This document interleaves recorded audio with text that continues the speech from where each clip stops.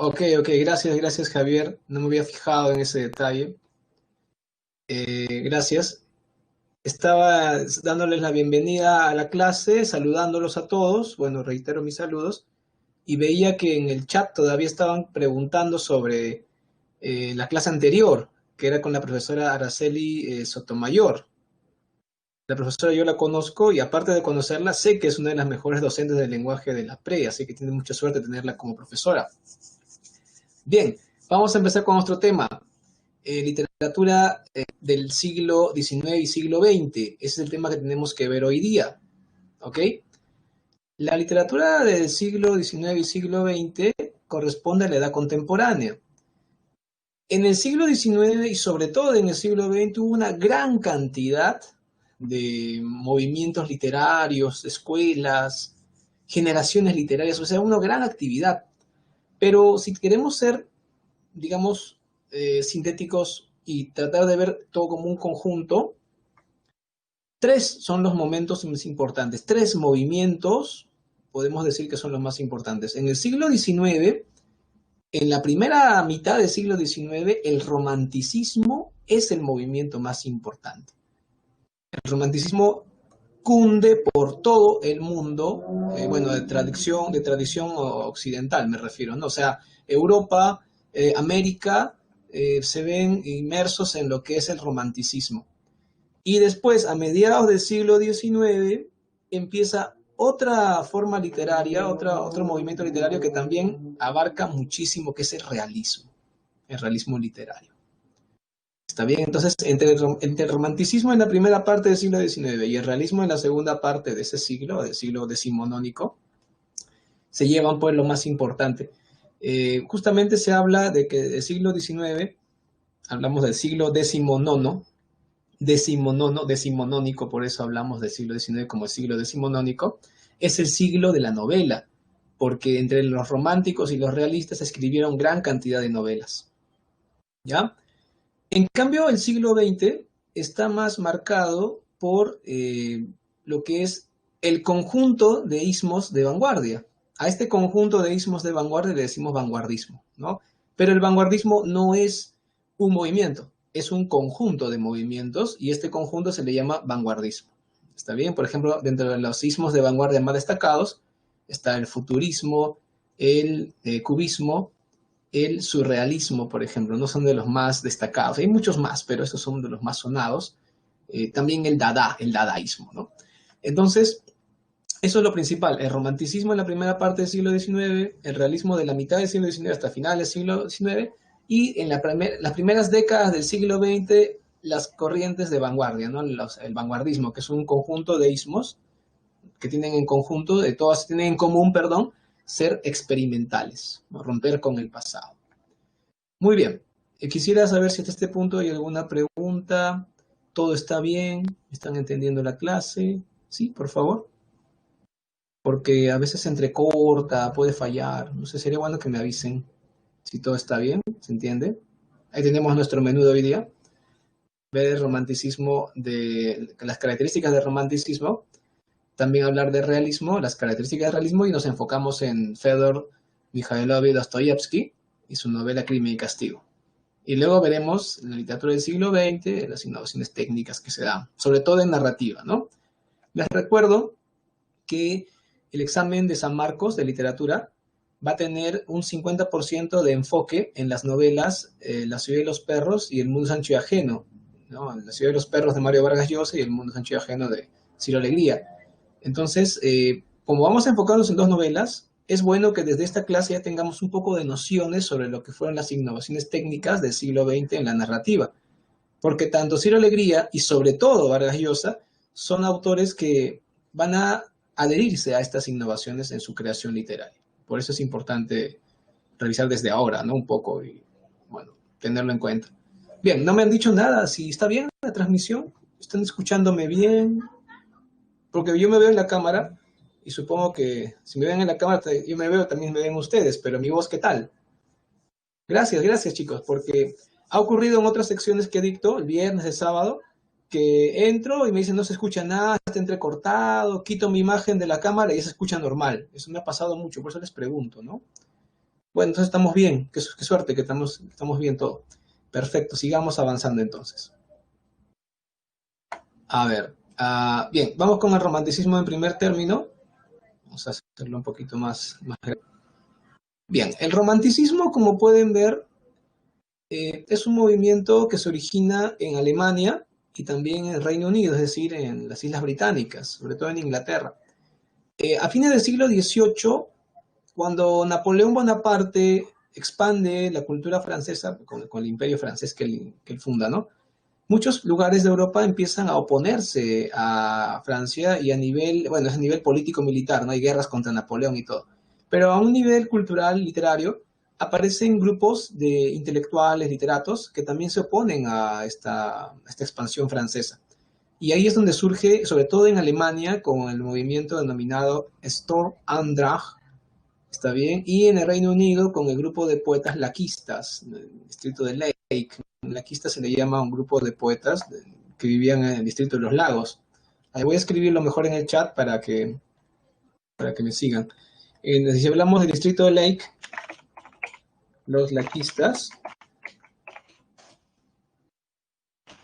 son autores ingleses porque provienen del distrito de los lagos, Lake.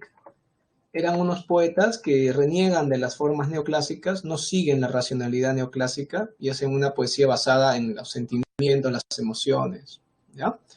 Y por el otro lado, Alemania, estaban los del movimiento Sturm und Drang.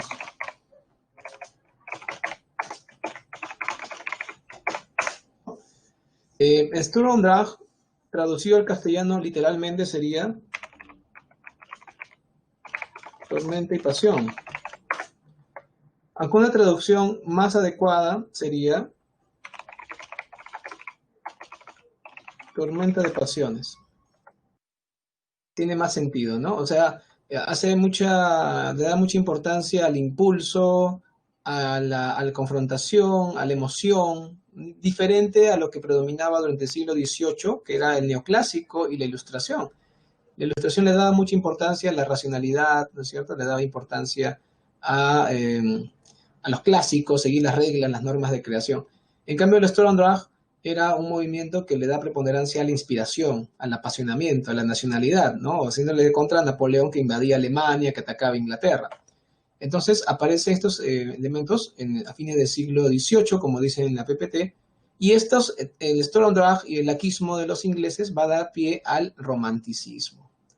El romanticismo se divide en tres grandes vertientes. Las voy a poner aquí en el chat también. Las vertientes del romanticismo.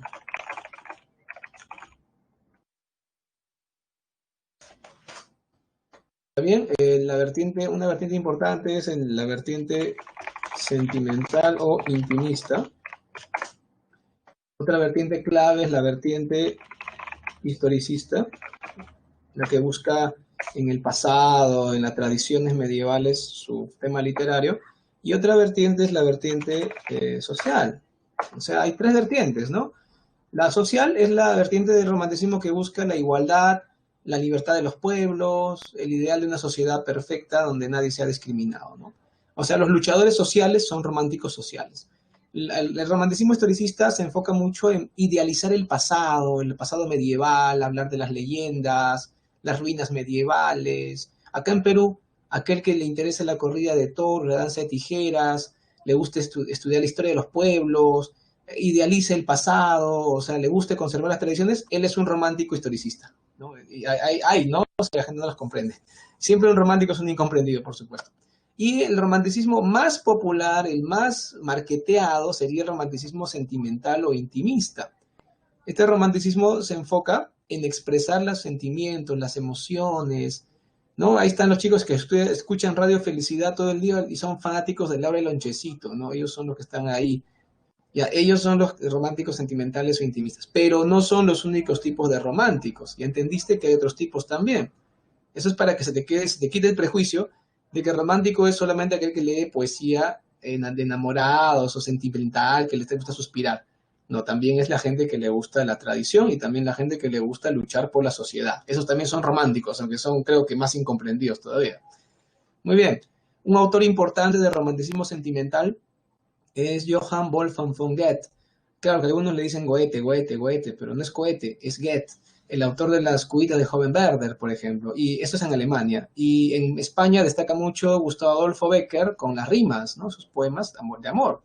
En el caso del romanticismo historicista, destaca mucho, por ejemplo, en Inglaterra, Sir Walter Scott, con su famosa novela histórica Ivanhoe. ¿Ya? Bueno, voy a reescribirlo aquí en el chat.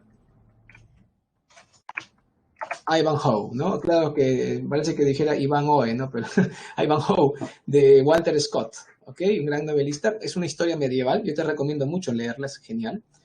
Y claro, también tenemos en el romanticismo social, en la gran novela Los Miserables de Víctor Hugo. Es una novela donde aparece la lucha por la libertad, la igualdad, el aspecto social, el ideal por una sociedad igualitaria, ¿no? Mira, esto es lo que quería explicarte por mi cuenta, antes de ver las características que en la diapositiva, ¿no? Porque también la diapositiva hay que revisarla, pues obviamente. Miren, la clave del romanticismo es el subjetivismo, o sea que para ti lo más importante es lo que tú sientes, lo que tú piensas, lo que tú quieres expresar. O sea que son un poquito egoístas, sí. Hay un culto al yo, un individualismo, por supuesto que sí. ¿Hay preocupación por el público? No. No me importa si mi público se mata leyéndome, la cosa es que me entendieron y yo fui comprendido porque yo soy la estrella acá. Sí, sí, estos románticos son bien egocéntricos, ¿ya? Hay una reivindicación de la imaginación porque durante el neoclásico del siglo XVIII se había estado dando mucha importancia en las reglas.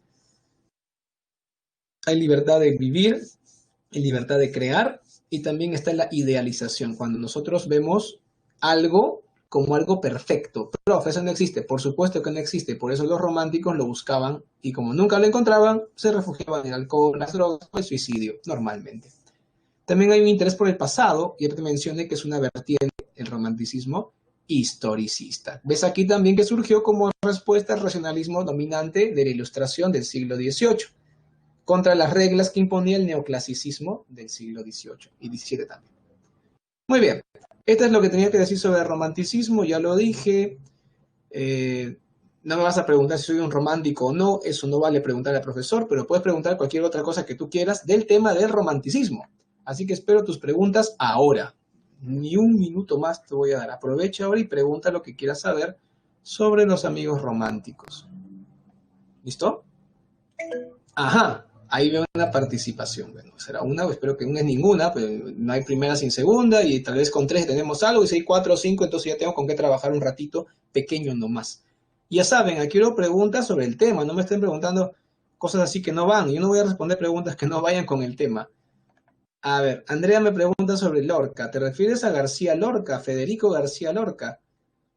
Bueno, debe ser, ¿no? Otro Lorca no conozco. El gran Federico del Sagrado Corazón de Jesús García Lorca. Y tú me has dicho solamente por su apellido materno, ¿no? El gran Lorca. Lorca no era romántico. Lorca era un autor mezcla de folclorista con vanguardista. Tenía algo de romántico en el sentido de que se interesó mucho por la cultura popular de España, todo, pero no vivió en el siglo XIX, él vivió desde fines, bueno, él nació en 1898, prácticamente acabando el siglo XIX y vivió en el siglo XX, así que él es un autor del siglo XX, no puede ser romántico porque no vivió esa época. En su actitud ante la vida, sí fue un poco de ver el pasado, tradicionalista, pero también fue vanguardista, así que le gustaba la corrida de toros, tenía amigos toreros, y hay gente que hoy en día no entiende eso porque está en otra onda, pero también era vanguardista, escribía versos con metáfora compleja, criticaba la modernidad, la contaminación, la vida capitalista. O sea, era un personaje muy complejo, pero romántico no era porque no vivió la época del romanticismo en sí. Bien, a ver, Ricardo Pajuelo, los principales exponentes, ya los mencioné, Ricardo, has estado distraído. Hablamos de Goethe, hablamos de Víctor Hugo, hablamos de Becker, Walter Scott, no sé qué más quieres que diga. Bueno, estás distraído, parece. Javier Esquivel, veremos romanticismo americano. Bueno, no está en el avance. Ricardo Palma, Jorge Isaac, me interesa mucho también el romanticismo rioplatense, ¿no? Con los autores de Argentina y Uruguay. Pero no, no lo vamos a ver, me parece, no está en el avance visto, ¿no? ¿Alguna pregunta más? Por favor. ¿Alguna pregunta más? No, muy bien, seguimos. Ahora sí. Listo, vamos con el realismo. Aunque noté que se está agarrando un poco mi señal. Mejor voy a quitar el video, ¿ya? Porque creo que está ralentizándose. Sí, no me conviene eso. Ya, ok. Vamos con realismo. El realismo aparece ya a mediados del siglo XIX. Si el romanticismo abarcaba, bueno, no te comenté eso, pero sí es importante saberlo, ¿ah? El romanticismo abarcaba la música, la pintura y también la literatura. En cambio, el realismo más abarca la pintura y la literatura nada más. Y no va tanto a la música, ¿no? La música no entra. Este movimiento literario que también se expresa en la pintura, acá vemos un cuadro, pues, ¿no? De un cuadro realista, y justamente acá, me olvidé mencionarlo, ¿no? Disculpen, acá vemos un cuadro romántico, ¿no? Que nos lleva a la idea de infinito, la naturaleza, porque hay mucha idealización de la naturaleza también en los románticos, la soledad, la inmensidad. En cambio, aquí en el cuadro realista vemos un cuadro de la escena diaria, de vida real. El realismo tiene eso, ¿no? El realismo predomina la objetividad. Este movimiento surge como una reacción contra el romanticismo. Surge en Francia, ¿está bien? La revolución industrial ha hecho que los literatos se preocupen bastante por la realidad de su entorno. Entonces, ellos, la revolución industrial, los avances tecnológicos, científicos, el positivismo, hacen que los literatos piensen que la literatura también debe contagiarse de este sentido cientificista, que es el que la literatura sea como una ciencia objetiva, precisa, que sirva para algo. Entonces ya dejan el romanticismo de lado porque el romanticismo pues idealizador, subjetivo, evade la realidad, ¿no? Buscan el pasado. Los realistas procuran que la obra literaria, en novela y cuento sobre todo, también el teatro, sirva para que la sociedad se dé cuenta de sus defectos y los puedan solucionar. O sea, le dan una utilidad a la literatura. Se preocupa mucho por la descripción detallada del ambiente social, el contexto histórico y también la conducta y vivencia de los personajes. Con esto se interesan bastante en el aspecto psicológico. Por eso hay un realismo psicológico. A ver, si queremos hacer una par, ¿qué vertientes destacan del realismo? A ver, vamos a ponerlo acá en el chat. Tenemos el realismo, vertientes, ¿no? Vamos a ver vertientes del realismo también. Así como vimos vertientes del romanticismo, que hay vertientes del realismo. ¿Está bien? También tiene sus vertientes. Primera vertiente, el realismo social. Claro, alguien va a decir, profe, pero también el romanticismo social. Por supuesto, pero no vas a confundirte, porque el realismo social se preocupa por los problemas sociales. Por ejemplo, la prostitución, la usura, la pobreza, la delincuencia, o sea, temas sociales, pues, ¿no? Cómo funciona la sociedad, cómo se interrelacionan las personas. No tanto un ideal de libertad, un ideal de justicia. Eso no se ve aquí. El realismo no es idealista, el realismo es verosímil, procura reflejar la realidad. ¿Está bien? Así que es más frío, digamos, ¿no? Sin mucha pasión. Otra vertiente del realismo es el realismo histórico. A ver, historicista. Se me hace complicado escribir esa palabra. Es decir, algo parecido al romanticismo historicista, pero no idealiza, solo describe de manera objetiva lo que pasó en la historia. Otra vertiente del realismo es también el realismo psicológico. Este es el más famoso, me parece uno de los más famosos, ¿no? A ver, psicológico. ¿Ya? El realismo psicológico que se centra en la conducta de los personajes. Y por último surge una última vertiente que es el naturalismo. El naturalismo que es una vertiente final del realismo, una vertiente en la que nosotros vemos que se resalta mucho la teoría de la herencia, ¿no? O sea, que si tu papá, bueno, si tu abuelo fue un delincuente, tú como su nieto, aunque no seas educado como tal, igual vas a ser delincuente, ¿no? Y como que ese es el determinismo. Tú vas a decir, profe, no tiene sentido. Lo que pasa es que en esa época justo salía la teoría de la herencia de Mendel y eso hace que todo el mundo piense que todo se hereda. Y tú sabes que hoy en día se sabe que el 50% de tu personalidad se hereda y el otro 50% es a partir de tu formación. Pero en ese tiempo se pensaba que el 100% de ti era herencia, porque la teoría de Mendel estaba muy de moda. Darwin con la teoría de la evolución también había dado una muestra de la ciencia a partir de esto, de heredar, ¿no? Los genes. Así que el naturalismo resalta mucho eso. También resalta lo feo de la sociedad, lo corrupto, lo malo, lo delincuencial. Así que el naturalismo es una vertiente un poco exagerada, final del realismo. Destaca mucho como autores en el romanticismo social, lo voy a escribir ya, el relato de Balzac, en el romanticismo social, en el historicista destaca mucho Stendhal, en, también en Francia, porque en Francia aparece. En el romanticismo social también destaca, bueno, Flaubert, Gustave Flaubert, de Madame Bovary, y bueno, en el romanticismo psicológico destaca mucho el ruso Fedor Mikhailovich Dostoyevsky, ¿no? Que es el más destacado probablemente. Finalmente, en el naturalismo destaca Émile Zola, también francés, al igual que Stendhal, Flaubert y Balzac. Muy bien, eso es lo que les puedo explicar sobre el romanticismo de manera general. Vamos a enfocarnos ahora en el gran Fedor Mikhailovich Dostoyevsky. Pero antes de eso me gustaría saber si hay alguna pregunta. Pregunta, por favor, del tema del realismo, ¿no? General. ¿Me pregunta? Miren que empezó con mucho entusiasmo, ¿ah? Me gustaría que compartan mi entusiasmo con sus preguntas. Ajá. Andrea está escribiendo algo con Ricardo Pajuelo. Andrea, a ver, estoy esperando ansioso que me van a preguntar. Por si acaso, mientras escriben, a la novela La ciudad de los perros y El mundo es ancho y ajeno se las pueden pedir para que se las pasen por archivo PDF a los profesores del chat, a mis amigos José Córdoba Grimaldo, con quien compartí carpeta en las aulas de San Marcos, en mi compañero de base en San Marcos, a mi amiga Claribel, está bien, Claribel Valverde, que también es mi amiga, y también al profesor Edmundo de la Sota Díaz, nuestro destacado profesor que también es poeta, que también a ellos tres les pueden pedir las novelas. ¿Ah? A ver, Andrea me está preguntando, ¿hubo realismo en América? Sí, Andrea, sí hubo. No fue un movimiento muy popular, pero sí hubo autores realistas. Acá en Perú destaca mucho, por ejemplo, González Prada, ¿no?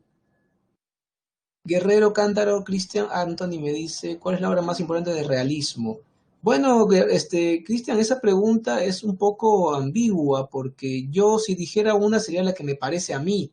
No hay una puesta en común para que todos digan que es la más importante.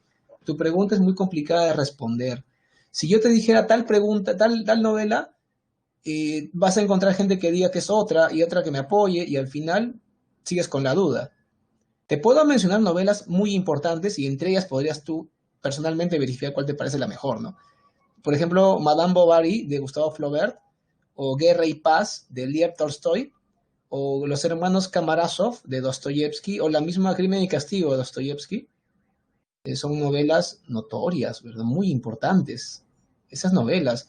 O tal vez Rojo y Negro de Stendhal. Estoy hablando de novelas, pero que son consideradas monumentos literarios, ¿no? Bueno, el resto es el resto. Y a tu pregunta muy ambigua, Cristian, pregunta cosas así más exactas, ¿sabes? Eso ya estás como probando a ver que si yo tengo opinión o no, pero yo puedo opinar, pero ¿quién soy yo para decir que mi opinión es la que vale más, ¿no? A ver, Javier Esquivel me pregunta, profe, y Benito Pérez Galdós y José María Pereda son realistas españoles. Claro, sí, sí lo era, Piero. ¿Por qué me preguntan de él? Que se ha hecho famoso Benito Pérez Galdós. ¿Quién es? Yo sé que es un autor que escribió varias novelas, si no me equivoco, Los episodios nacionales, que son unas novelas históricas de España. Ya. ¿De qué se ríe Piero? No entendí. Ok, Ricardo Pajuelo me dice, el realismo fue influenciado por el pesimismo de Schopenhauer. Bueno, si hay una vertiente pesimista en el realismo, esa podría ser la vertiente naturalista. Me parece que el naturalismo coincide con el pesimismo de Schopenhauer, así que por ahí esa vertiente, no todo el realismo, Ricardo, sería la vertiente final que es el naturalismo. Ahí sí te creo, ahí sí se nota, digamos, la influencia que tú mencionas, pero en el resto no, no todo es igual, no todo tiene esa actitud negativa. Bien, cerramos con lo que Andrea está escribiendo. Andrea, una vez publica para avanzar. Cerramos contigo, Andrea. Andrea, te estoy esperando, escribe ya, manda enter. ¿Es otra cosa? ¿Cómo quedó otra cosa? Ya, ok. Y yo sé que algunos alumnos, del prospecto, no, eso pregúntame al final, pues no distraigas la clase. Avanzamos. Listo. No se resienten ahí, ¿no? No se resientan, no se resientan. Ya, ahí nomás jóvenes. Seguimos. Ya hablamos del realismo, ahora vamos a hablar del gran Fedor Mikhailovich Dostoyevsky, uno de los grandes autores de realismo, junto con Lev Tolstoy de Rusia, y bueno, los franceses que también mencioné, estamos hablando de los mejores autores realistas. Dostoyevsky nació el mismo año que se declaró la independencia del Perú, ya vamos a cumplir 200 años, ¿ah? Y también ese año nació Gustavo Flaubert, y también ese año nació el gran autor simbolista, del que no hablamos, qué pena, Charles Baudelaire, ¿no? Así que 1800 es un año muy importante para todos, ¿ah? Este escritor, como puedes ver, tiene varias características que lo hacen un escritor sumamente profundo e interesante. Él es el iniciador de la novela psicológica propiamente dicha. Stendhal también se considera un precursor, ¿no? Un iniciador, pero el que le da el carácter definitivo a la novela psicológica es Fyodor Dostoyevsky. Dostoyevsky tuvo una vida muy desgraciada, sufrió muchísimo en vida.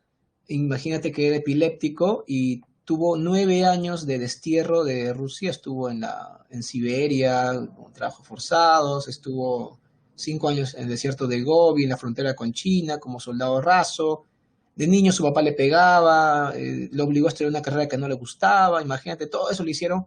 Por eso ya cuando cumple más o menos los 30 años, un poco más de 30 años, retorna después del destierro que sufrió a Rusia, a Moscú, y reinicia su carrera como literato.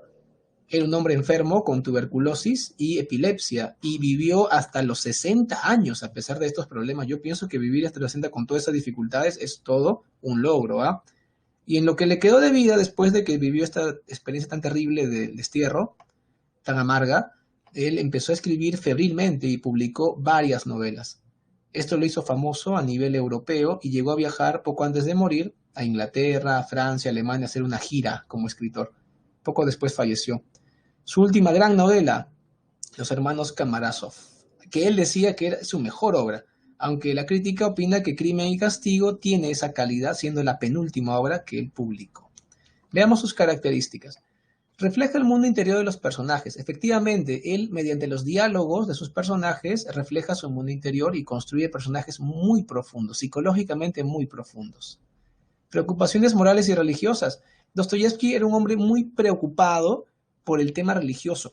Te comento que en Rusia tienen una iglesia cristiana diferente a la católica. Ellos tienen la iglesia ortodoxa rusa, distinta a la iglesia católica.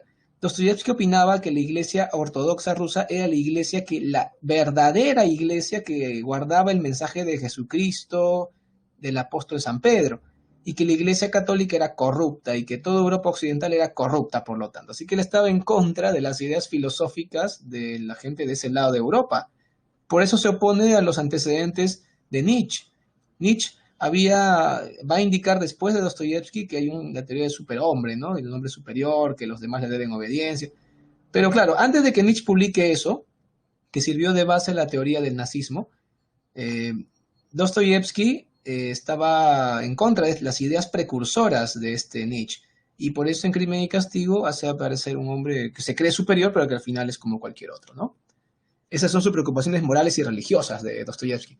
Luego, siempre en las obras de Dostoyevsky, los personajes son criminales o delincuentes, víctimas o criminales. Nunca hay gente común y corriente. Siempre es alguien que sufre o alguien que hace maldad. Tienes una solidaridad inmensa con el sufrimiento humano. Y bueno, ya saben, la religiosidad atormentada. Siempre en las novelas de Dostoyevsky hay un personaje que es religioso fanático. En Crimen y Castigo, este rol recae en la anciana Lisbeta Ivanova, la hermana Leovna, que asesinan también con el hacha. Y luego también la Sonia Marmeladov, la enamorada de Rodion, del protagonista, que es una chica muy apegada a la religión.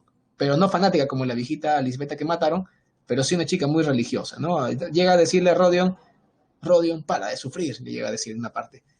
Finalmente, tendencia a lo dramático. ¿Qué es la tendencia hacia lo dramático? Lo que pasa es que Dostoyevsky utiliza mucho los diálogos. Eso es dramatizar tu novela, ¿no? O sea, que los diálogos se conviertan no solamente en un adorno, en un anexo, sino que sean lo principal, que mediante los diálogos uno entienda la historia y a los personajes. Eso es tender a lo dramático. Otro autor que tendió a lo dramático fue Vallejo. Vallejo en sus poemas, de los poemas humanos, o también el poemario España aparta de mí este cáliz, que son sus obras cumbres, él utiliza mucho el diálogo a la hora de escribir, parece que fueran conversaciones sus poemas. Así que tanto Dostoyevsky como César Vallejo dramatizan su obra. Tengan cuidado, algunos chicos leen tendencias en lo dramático y empiezan, con una historia que te hace sentir pena, que te hace llorar. No, es un error. Cuando tú leas tendencias en lo dramático se refiere que da mucha preponderancia a los diálogos. Lo que pasa es que los periodistas peruanos que dejan mucho que desear paran hablando de eso, ¿no? Un drama de la vida real, un drama de la vida real, y uno piensa que dramático es pena, tristeza. Es un error. Dramático significa usar mucho los diálogos. Así que hay que usar bien los términos, ¿ok? Bien, vamos ahora con su novela más famosa, Crimen y Castigo. Pero antes quisiera saber qué me han preguntado en el chat. Ya, Facundo dice que es la única que conoce. Bueno, Facundo, te recomiendo mucho leer su pequeña novela El Jugador, que es una novela corta donde te habla de la ludopatía. A todo aquel que tiene un amigo, un conocido que va mucho al tragamonedas, leer El Jugador le va a ayudar mucho a entenderlo y hasta ayudarlo. Piero me pregunta, la obra más representativa sería, digamos que la más famosa, Piero, sí, sería Crimen y Castigo, pero los críticos y el mismo Dostoyevsky apostaban porque Los Hermanos Karamazov era su obra más importante, ¿no? Es como que discutir ahí cuál es la más, cuál es la menos. Y El Jugador es una pequeña obra maestra, ¿no? Ya depende de los gustos, creo. Sí, pues Crimen y Castigo sería la más representativa, la más famosa, ¿no? Pero hay otras novelas notorias. Ok, avancemos. Vamos con Crimen y Castigo, algo breve. Crimen y Castigo es una novela que se basa en el protagonista Rodion Romanovich Raskolnikov.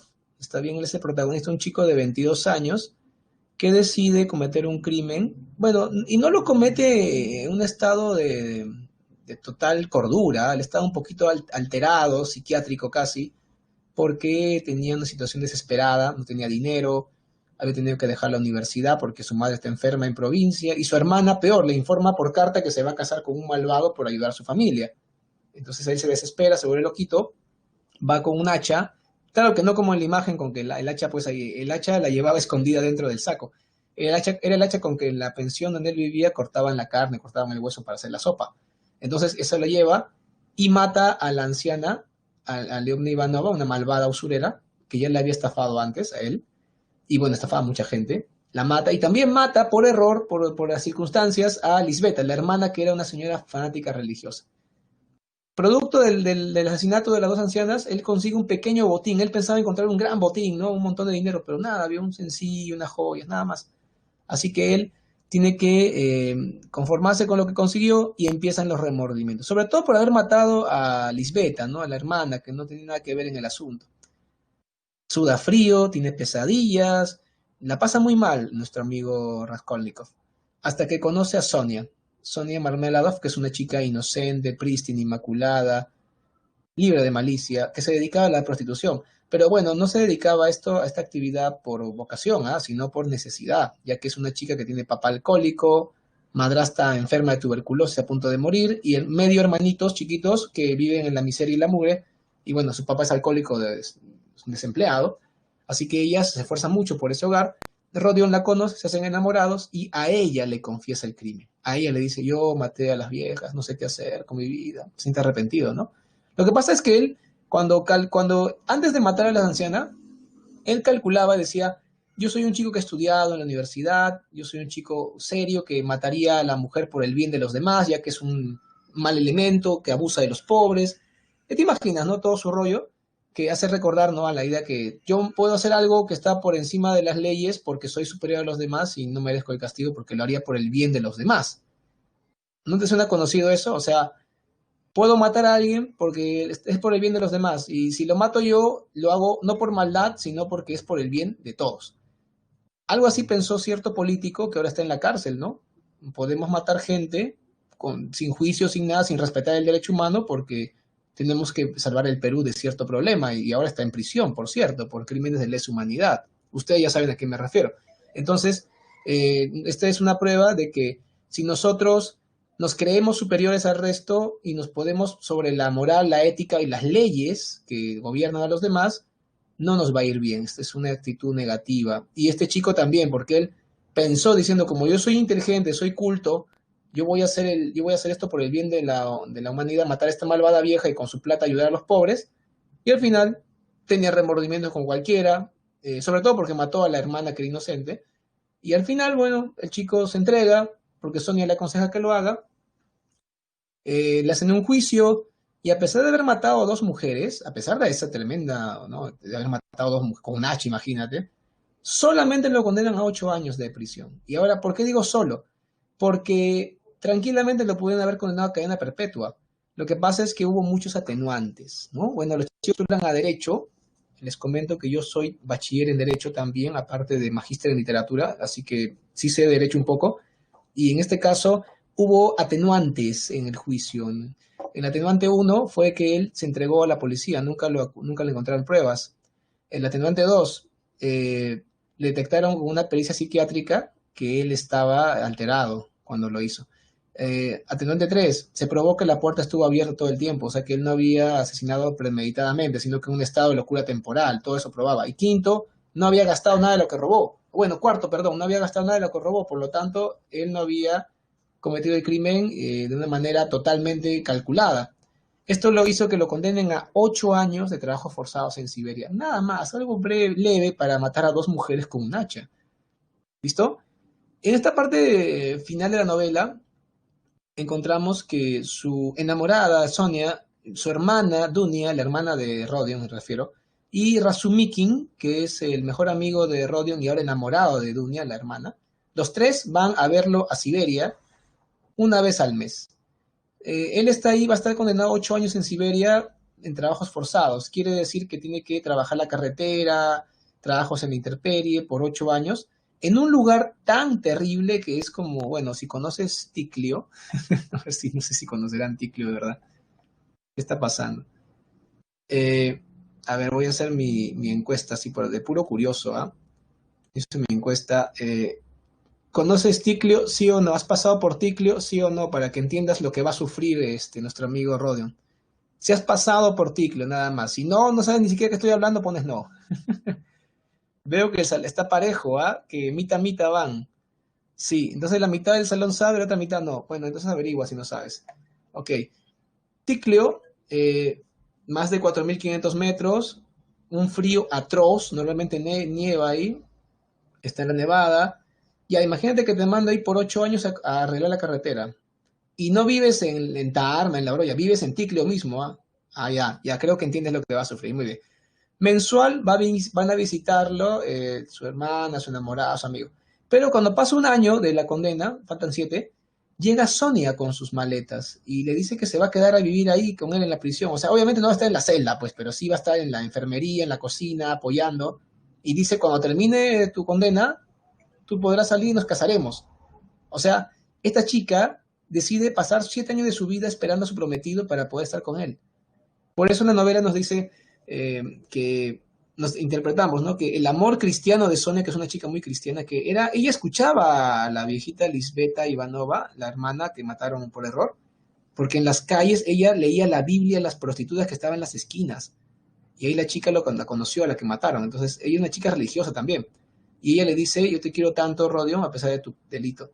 Así que ella representa la esperanza cristiana, la luz de la esperanza cristiana en el fondo del abismo de la culpa de Rodion. Ella es digamos, la redención de nuestro personaje, que va a esperar los 7 años que faltan con una esperanza, ¿no? Va a esperar con esperanza de que cuando termine podrá casarse con su prometida. Un final muy esperanzador en medio de tanta desgracia, ¿no es cierto? Bien, ahora sí, me gustaría que me pregunten lo que deseen saber de la novela Crimen y Castigo. A ver, estaban comentando. Su madrastra la obligaba, dice por acá Juan José. Rodri se sentía un superhombre. Digamos, Ricardo, pero no con ese término, porque todavía Nietzsche no publicaba sus teorías, pero los antecedentes de Nietzsche, los filósofos antecedentes, sí eran leídos por Dostoyevsky y él estaba en contra, porque decía todo lo que venga de Europa Occidental está podrido, corrupto. Así pensaba Dostoyevsky. Ya, escríbalo. ¿Qué voy a escribir, Facundo? Dime qué cosa le escribo. Lo acabo de googlear. ¿Qué cosa has googleado? No entiendo. Ricardo bajó los 3 grados. Te refieres a Ticlio, ¿no? Muy bien.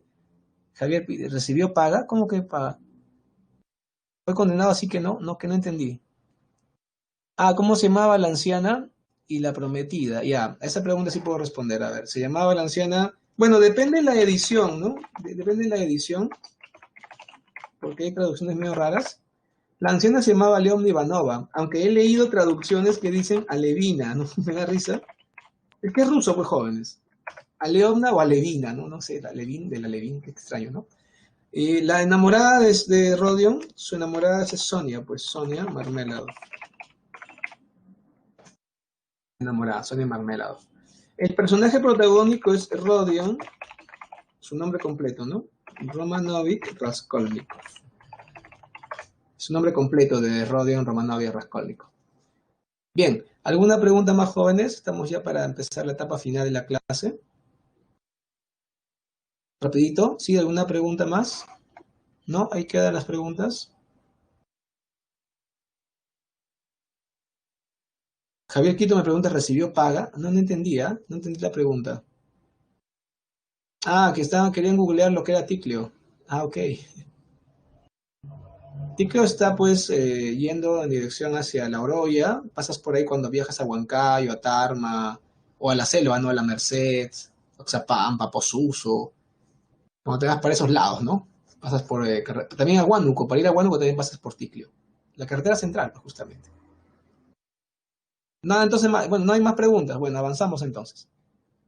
Bueno, creo que ya se durmieron, ya tan aburrida está mi clase, así que excepción. Ok, bueno, seguiré entonces. Listo. Vamos con los temas del siglo XX. Vamos a enfocarnos en la narrativa, en el género épico en el siglo XX nada más. Ya no vamos a tratar la poesía ni el teatro, porque no hay tiempo, no hay tiempo. Y aparte, como ustedes saben que vamos a leer dos novelas, es bueno que tengamos desde ahora acercamiento a las innovaciones técnicas de la novela del siglo XX. Porque tanto Vargas Llosa como Ciro Alegría lo toman en cuenta en su novela. Listo. Primero, tenemos una visión universal e histórica del hombre. Quiere decir que los literatos de este tiempo, los narradores, se dan cuenta de que no pueden tratar un tema específico, un tema muy regional, muy limitado localmente, ¿no? Se ve una perspectiva histórica universal. Hay temas históricos, temas cotidianos, temas sociales, temas psicológicos, una gran apertura temática. Sobre las innovaciones técnicas, ¿qué es lo que más me interesa con ustedes? Por ejemplo, el punto de vista del narrador, ¿no? El narrador, que tú sabes que es el enunciador textual de la épica. El narrador, durante el siglo XIX, la voz que te enuncia el texto épico, narrativo, siempre era un narrador omnisciente en el siglo XIX. Un narrador que todo lo ve, todo lo sabe y todo lo cuenta porque es bien chismoso, ¿ya? Pero en el siglo XX aparece un narrador parcialmente omnisciente, que no lo sabe todo, como que te oculta cosas, pues, y también aparece el narrador múltiple, cuando hay varios narradores que te cuentan una misma historia, por ejemplo, ¿no? Se dan cuenta. O aparece también la técnica del iceberg. ¿Qué es eso? La técnica del iceberg o dato escondido, cuando el narrador te oculta información adrede para que tú, razonando con las pistas que te da, llegues a entender o a solucionar lo que falta, información que falta. Tú podrías pensar, profe, pero ese narrador es múltiple, dato escondido, profesor, o el narrador parcialmente que no me dice todo, me oculta. Profesor, ese narrador me confunde, no me siento capaz. Bueno, si no te sientes capaz, ya, pues tu problema, ¿no? Pero a los lectores del siglo XX les fascinó estas nuevas técnicas que rompían con la tradición, ¿no? El procedimiento narrativo, bueno, sobre el procedimiento narrativo, jóvenes, hay tres procedimientos clásicos: la descripción, el diálogo y la narración. Son los clásicos. A esos tenemos que agregarle el monólogo interior que aparece en este. O sea que en lugar de leer los diálogos, la descripción o la narración de lo que pasa, leemos los pensamientos del personaje. Eso es nuevo, muy novedoso. Leemos los pensamientos del personaje. Ese es el monólogo interior. En la novela La ciudad de los perros vamos a ver eso. En los planos temporales, la novela decimonónica del siglo XIX, el siglo, ¿no?, que hemos visto en el romanticismo y el realismo, normalmente te presenta una historia que empieza por el principio y termina por el final. O sea, eso obviamente tiene mucha lógica y es lo normal, pero no es la única manera que puedes narrar. Tú puedes narrar alterando el orden de la historia. Yo los invito a revisar La ciudad de los perros. Si no la quieren leer completa todavía porque quieren terminar con la novela El mundo es ancho y ajeno, aunque sea lean las 20 primeras páginas de La ciudad de los perros, o las 30 primeras. Ahí se van a dar cuenta cómo rompen el plano temporal, porque la historia principal de La ciudad de los perros es una novela, o mejor dicho, es una historia que se basa en lo que le pasa a los cadetes de quinto año del Colegio Leoncio Prado. Pero por momentos nos vamos al pasado, vemos la historia de Alberto Fernández cuando era un chiquillo, la historia del esclavo y la historia de un personaje incógnito, un personaje que no dicen quién es, pero después te vas a dar cuenta en la parte final de la novela de quién se trata ese personaje incógnito. Aparte el Boa te va a contar también un poco su vida y se convierte en un narrador alternativo. Así que de la historia de quinto año, de los chicos de colegio internado de Leoncio Prado, vemos flashbacks, rupturas del plano temporal hacia el pasado, vistas al pasado de los personajes para entender mejor su vida. Y eso es la ruptura del plano temporal, porque en lugar de ser una historia lineal del principio al final, rompemos la linealidad para ir al pasado brevemente y dar vistazos al pasado del personaje. Esas son las rupturas de los planos temporales que también aparecen en el siglo XX. Bien, jóvenes, eso es todo lo que quiero informarles. Ahora me abro a preguntas y también vamos a empezar con nuestro solucionario en un momento y también con, digamos, la encuesta docente, ¿no? A ver, Andrea me está preguntando, ¿la metamorfosis narrativa contemporánea? Por supuesto que sí, Andrea. La metamorfosis se publicó en 1915, es una novela de Franz Kafka, aunque originalmente está mal la traducción, ¿no? La metamorfosis se escribió en alemán y se debe escribir así. A ver, lo estoy escribiendo aquí. Sí, Die Verwandlung. Die Verwandlung. Esto significa la transformación. Está mal traducido como la metamorfosis, pero como es tan popular, a ver, la transformación. Es tan popular esa mala traducción, ya pues todo el mundo la dice mala transformación. Mal traducido, ¿no? Como la metamorfosis. Pero sí es una novela contemporánea porque se le considera novela vanguardista, una novela experimental, por el tema que trata, ¿no? Bien, ¿alguna otra pregunta? Por favor. Bien, voy a aprovechar. Bueno, por favor, tutor Arturo, me confirma, me han dicho que tengo que terminar unos minutos antes de lo normal. No tengo tiempo hasta las 6, sino un poco antes, o es un fake, no estoy seguro. ¿Me lo puede confirmar, por favor? Le agradezco bastante. José Zorrilla. Zorrilla es un autor romántico español. Es un autor del romanticismo español que escribió una de las obras más famosas de la literatura española, el Don Juan Tenorio, que es una obra de teatro. Él fue un romántico historicista, más que todo, ¿eh? Uno de los grandes de... Bueno, yo creo que él debería estar en el prospecto en lugar de Becker. Yo pienso eso, pero como nadie me hace caso, ya. Sí, sigue Becker ahí. Ok, ¿alguna pregunta más? Bueno, confirme por favor, tutor, si tengo mis 7 minutos o tengo que cortarlo, porque me dijeron que debía terminar a las 5:57. Eso me dieron a entender, no sé si es correcto. A ver, por si acaso voy avanzando con la votación. A ver, jóvenes, vamos a dar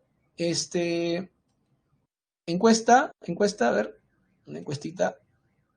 Ya, del desempeño docente, ¿ya?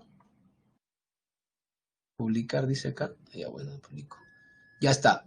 Por favor, chicos, marquen encuesta docente, les pido, ¿ya? Para ganar tiempo, no va a ser que nos gane tiempo después. Ya está. Yo sigo abierto a las preguntas. Todavía tengo unos minutitos. ¿O prefieren que desarrolle las preguntas de una vez de la clase de hoy? Ustedes me dicen. ¿Qué dice acá? A ver, Andrea, haz tu pregunta de prospecto rapidito, por favor. Sí, mientras yo estoy abriendo mi archivo para ver las preguntas que le ha tocado a ustedes. A ver, por favor, las claves que les voy a dar, si tú no has trabajado todavía la pregunta, si la pregunta todavía no la has trabajado, no la marques en tu hoja, apúntala aparte, porque cuando la marcas, pierdes la oportunidad de poder practicar con esa pregunta. Así que si la has trabajado, ya bacán, verifiquemos. Pero si no la has trabajado, entonces no, entonces trata de apuntar la parte para que puedas después verificar cuando practiques. No desperdicien las preguntas. Sí, Andrea, a ver tu pregunta rápido, Andrea, tanto demoras. Apúrate ya. A ver, ¿qué dice Javier? Es que él me dice, él se mató. ¿Quién? José Zorrilla. Buena pregunta, Javier. No me acuerdo. Creo que sí, pero no estoy seguro, ¿ah? Eso lo pueden averiguar por internet haciendo un clic, así que no me parece una pregunta tan adecuada para un humano, sino para una base de datos, ¿ah? A ver, no me acuerdo la verdad con seguridad se mató, me parece que sí, murió de una manera violenta, Zorrilla. A ver, los temas que estamos tocando están siendo más resumidos. A ver, allá Andrea, Andrea, tú en cada clase que hacemos, todos los temas que hacemos son los que están en el prospecto. O sea, claro, lo que pasa es que a algunos chicos les choquea que sea tan diferente antes. No, no es que la pre quiera acelerar, te quiera engañar, que el ordenador tiene otro avance. No, es que va a cambiar el prospecto, así como lo ves. El prospecto va a cambiar, va a ser publicado el prospecto así como están llevando su clase ustedes. La pre dirige los cambios del prospecto. Nos consultan a los profesores cómo va a ser el cambio. Yo estoy también al tanto, yo he opinado también sobre estos cambios. Así que ten esa seguridad, ¿ok? No, Becker ya no viene, se menciona a Becker.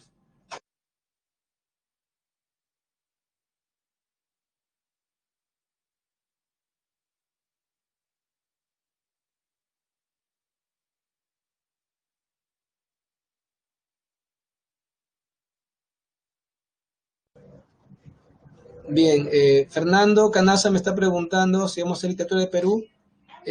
Sí, vamos a hacer literatura de Perú. No tengo ahorita de memoria todo ya, pero me parece que a partir de la semana 6 más o menos hacemos peruana, hasta la semana 9. Y por supuesto, cuando hacemos Mundo de Hecho y Ajeno y La Ciudad de los Perros, obvio que vamos a hacer Perú, porque vamos a hacer el indigenismo, la narrativa contemporánea de Vargas Llosa. Andrea, murió de tumor cerebral. Bueno, no me acordaba bien eso ya.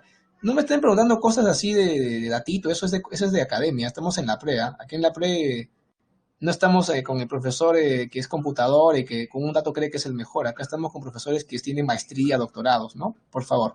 Así que un poquito más de criterio para preguntar. Claro, computadora o daterazo, eso no es de acá. Bien, vamos ahora con las claves, ¿ya? Apunten. A ver, listo. Pregunta uno, casita. Pregunta 2, dedo. Pregunta 3, árbol. Pregunta 4, con B de Brahma. Pregunta 5, dedo. Pregunta 6, casa. Pregunta 7, árbol. Pregunta 8, con B de Brahma. Ya sé que hay alumnos que ni agarraron el lapicero bien y están preguntando como locos qué dijo, qué dijo. Repito entonces, para los alumnos que demoraron. Pregunta 1, cerbatana. Pues sé, casita, ya para el que no sabe. Pregunta 2, Dioniso, dios del vino, Dioniso en la 2. Pregunta 3, árbol. Pregunta 4, con B de beso. Pregunta 5, dedo. Pregunta 6, casa. Pregunta 7, árbol. Pregunta 8, con B de beso. Listo, jóvenes. Ya ves, ya sabía que me iba a decir que repita. Ya está. Muy bien, jóvenes. Entonces estamos a punto de cerrar la clase. Yo me despido de todos. Por favor, si tienen más preguntas, pero por favor, no pregunten ese tipo de cosas de qué murió, si murió de cáncer, o que murió de un accidente. Si a los profesores de Multichat les preguntan esas cosas, se van a ofender, ¿ah? Pregúntenle cosas que de verdad no sean dateras. Creo que están mal acostumbrados por los profesores de academia. No, eso no es, ¿ah? Eso no es cuánto calzó Aquiles, cuánto medía la espada del Cid, no, pues esas cosas no se preguntan, ya, eso es de computadora, ¿no? Tal vez lo sabe el profesor hasta con lujo de detalles, tal vez no lo sabe. Todos somos ignorantes en lo que no sabemos. Pónganse a pensar en eso, ya, y todos somos expertos en lo que sabemos. Listo. Entonces, jóvenes, me despido hasta la siguiente clase. Chao, chao.